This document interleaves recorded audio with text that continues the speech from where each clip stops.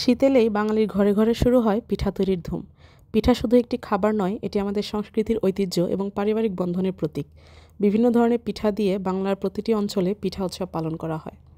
এটি মানুষের মধ্যে আনন্দের ধারা বইয়ে আনে। পিঠা শুধু পারিবারিক সবাইকে একত্রিত করে না, এটি নতুন প্রজন্মকে আমাদের ঐতিহ্যের সাথে পরিচয় করায় এবং সাংস্কৃতিক বন্ধনকে আরও দৃঢ় করে তোলে। তো আসসালামু আলাইকুম সবাইকে, কেমন আছেন সবাই? আশা করি সবাই ভালো আছেন।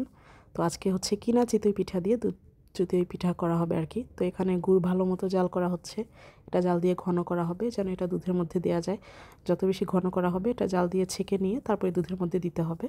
ছেঁকে না নিলে এর মধ্যে হালকা ময়লাও থাকতে পারে, ধুলোবালু থাকতে পারে। তো দুধটাও এখানে খুব সুন্দর জাল করে নেওয়া হবে। এটি ঘন হবে সুন্দর। যত বেশি ঘন হবে তত বেশি খেতে মজা হবে। মিষ্টিটা আপনারা যার যার পরিমাণ মতো খাবেন, গুড়টা আপনাদের পরিমাণ মতো দিবেন। তো এর মধ্যে দিয়ে দেওয়া হবে নারকেল, এই জন্য নারকেল কুড়িয়ে রেডি করা হয়েছে। তো দুধ ঘন হয়ে আসার পরে এর মধ্যে নারকেল ও গুড় দিয়ে আমার আম্মু আগে থেকেই জাল করে রেখেছে। আজকে পিঠাটা আম্মু করছে। তো আম্মু আর কি তখন আমাকে ডাকিনি, আমি বলেছিলাম, সে হয়তো ভুলে গিয়েছে। তো তারপরে এর মধ্যে সুন্দর করে হচ্ছে সব মিক্স করে এখন এর মধ্যে এক এক করে পিঠা দিয়ে দিবে। সুন্দর করে দেখেন, খুবই সুন্দর করে এক এক করে খুব সাবধানতার সাথে পিঠা দিয়ে দিতে হবে। কিনা পিঠাগুলো এমনিতে একটু বড় হয়, তো এগুলো হচ্ছে ভেঙে যাওয়ার সম্ভাবনা থাকে। তো আম্মু একটু ছোটো করেই বানিয়ে দিতে বললো ওই মহিলাকে, যার কাছ থেকে বানানো আর কি। বাহিরে আপনারা সবাই সচরাচর এই পিঠা পেয়ে যাবেন কিনতে। আপনারা যারা বাইরে খান তারা আপনারা সবাই জানেন যে দুধ চিতই মানে চিতই পিঠাটা আর কি কিনতে পাওয়া যায়।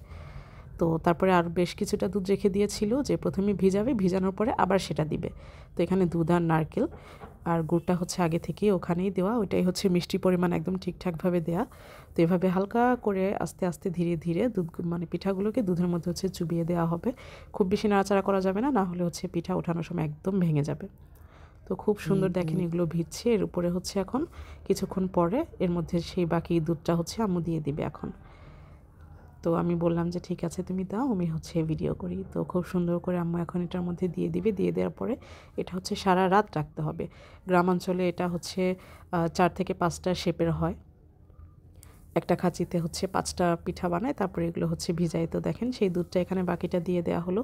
এটা দিয়ে সুন্দর করে হচ্ছে এইভাবে হালকা করে পিঠার নিচ দিয়ে নেড়ে নেড়ে পুরাটার মধ্যে একদম মিক্স করে দিতে হবে, যেন হচ্ছে সুন্দর করে এটা ভালোভাবে হচ্ছে মানে পুরো দুধটাই যেন হচ্ছে একসাথে সবগুলো মিক্স হয়।